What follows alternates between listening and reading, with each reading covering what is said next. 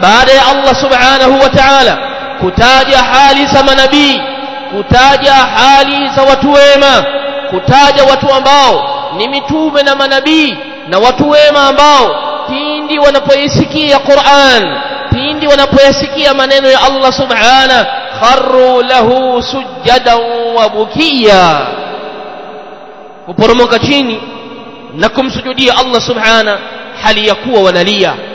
Mola wetu alipoitaja aya hii katika suratu Maryam akafuatishia aya nyingine akasema, fakhalafa min ba'dihim khalfun adaa'u as-salat wattaba'u ash-shahawati fasawfa yalqawna ghayya.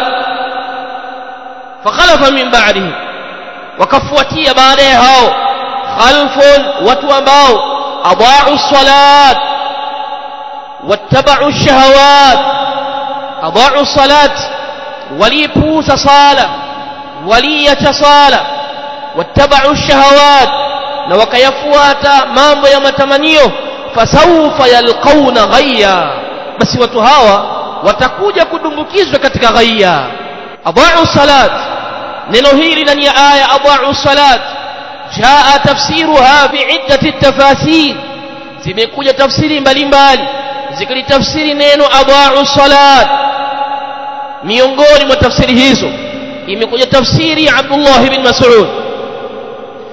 ibn Mas'ud na Al-Qasim ibn Mukhaymara, bali pia imekuja tafsiri ya Umar ibn Abdul Aziz, imekuja tafsiri ya Mujahid ibn Jabr rahimahumullah ta'ala. Waliposema adaa'u salat, maana yake akharuha an waqtiha, wakafuatia watu ambao waliichelewesha swala kunako wakati wake. Kam minan nasi leo, ni wangapi katika watu leo hii wanazitekeleza ibada kwenye wakati usiokuwa wa kwake. Hawa ndio pia katika wale wanaokusudiwa kwamba baada ya manabii na mitume na waja wema watafuatia watu ambao adaa'u salat. Moja ya tafsiri ya adaa'u salat maana yake akharuha au waqtiha, waliichelewesha swala kwenye wakati wake. Bali waqala Sajjad, na akasema pia Sajjad, adaa'u salat, maana ya adaa'u salat khallu bishurutiha, ni wale watu ambao waliingia msikitini wakasali lakini wakaziacha sharti za swala. Hawa ndio ambao Allah anasema adaa'u salat, ni watu waliokuja baada ya manabii na baada ya mitume. Adaa'u salat, waliacha masharti ya sala. Bali amesema Muhammad ibn Ka'b al-Quradhi rahimahullahu ta'ala alipokuwa na tafsiri adaa'u salat, akasema adaa'u salat maana yake jahadu wujubaha, walipinga uwajibu wa swala, wakaacha kuitekeleza swala kwa sababu wanaona ya kwamba ibada ya sala hii sio wajibu kwa wao.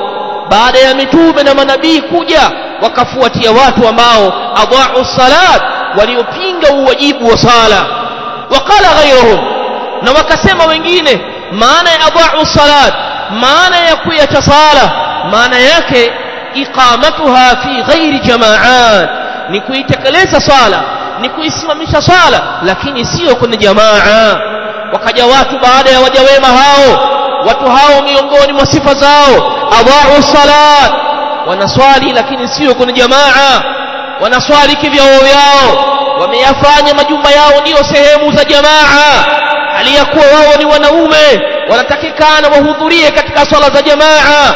Allah anasema watu hawa adaa'u salat ni wale ambao wameacha kuisimamisha swala ya jamaa katika misikiti.